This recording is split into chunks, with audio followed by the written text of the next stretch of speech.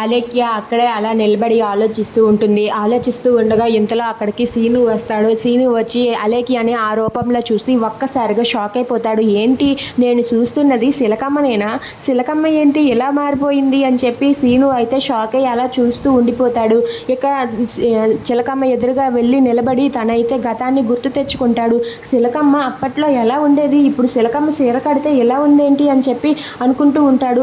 ఏంది శిలకమ్మ, నేను చూస్తున్నది నిన్నేనా అని చెప్పి సీను అంటూ ఉంటాడు. అది వినగానే అక్కడ ఉన్న దివ్య అయితే ఏం సీను, నేను చీర కట్టుకోకూడదా అని చెప్పి అంటుంది.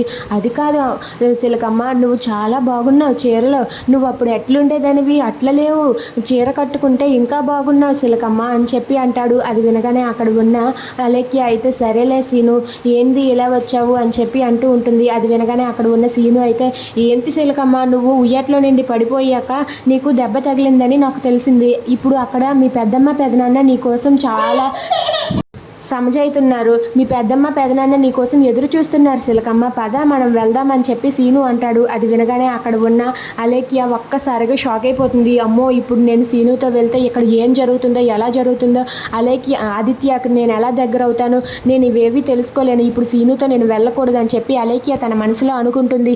ఇక సీను అయితే ఏంటి శిలకమ్మ, వెళ్దాం రా అంటే అంతలా ఆలోచిస్తున్నావేంటి, రా పెద్దమ్మ పెదనాన్న నీ కోసం బెంగ పెట్టుకున్నారు, రా శిలకమ్మ ఇప్పుడే వెళ్దామని చెప్పి అంటూ ఉంటాడు. అది వినగానే అక్కడ ఉన్న అలేఖ్య ఇలా అంటూ ఉంటుంది. లేదు, ఒక్కసారి నువ్వు అక్కకి చెప్తేనే నేను నీతో పాటు వస్తాను అని చెప్పి అంటూ ఉంటుంది. అది వినగానే సీను అయితే నేను ఎందుకు అమ్మాడికి చెప్పను, అమ్మాడికి చెప్తానులే, నువ్వు రాసిలకమ్మ నాతో పాటు అని చెప్పి అంటాడు. దాంతో అక్కడ ఉన్న అలేఖ్య అయితే లేదు, నువ్వు ఇప్పుడే అక్కకి ఫోన్ చెయ్యి అని చెప్పి అలేఖ్య అంటుంది. అది వినగానే అక్కడ ఉన్న సీను అయితే అమ్మో, ఇప్పుడు అమ్మాడికి కానీ సిలకమ్మని తీసుకువెళ్తున్న విషయం తెలిస్తే అమ్మాడి నన్ను సిలకమ్మని తీసుకెళ్ళనివ్వదు, రాసిలకమ్మ వెళ్దాం, నేను అమ్మాడికి తర్వాత చెప్తానులే రాసిలకమ్మ అంటూ చేయి పట్టుకుంటాడు. దాంతో అక్కడ ఉన్న అలేఖ్య అయితే వదిలి సీను, నేను ఇక్కడే ఉంటాను, నువ్వే వెళ్ళి ఆ కోలాటం దగ్గర అలాగే ఆ జాతర దగ్గర బొమ్మలు తీసుకొని రా, నేను ఇక్కడే కూర్చొని ఆడుకుంటాను, నువ్వు వెళ్ళు, నేను రాను నీతో పాటు అని చెప్పి తేల్చి చెప్పేస్తుంది. అది విని షీను షాక్ అవుతాడు. Please subscribe.